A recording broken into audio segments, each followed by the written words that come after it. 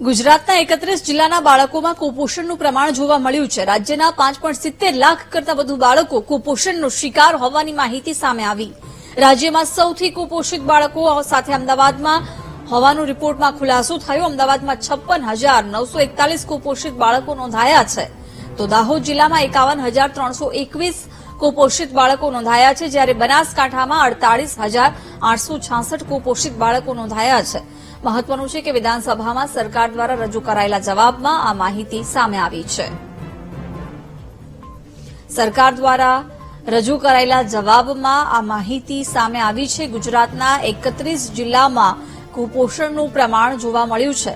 5.70 લાખ કરતા વધુ બાળકો રાજ્યમાં કુપોષણનો શિકાર છે। સૌથી વધુ કુપોષિત બાળકો અમદાવાદમાં નોંધાયા છે, તો સુરેન્દ્રનગરમાં 17,125 જેટલા કુપોષિત બાળકો છે। સાબરકાંઠામાં 25,160, તાપીમાં 8,339 કુપોષિત બાળકો છે। જોકે દાહોદ જિલ્લામાં પણ 51,000થી વધુ કુપોષિત બાળકો નોંધાયા છે।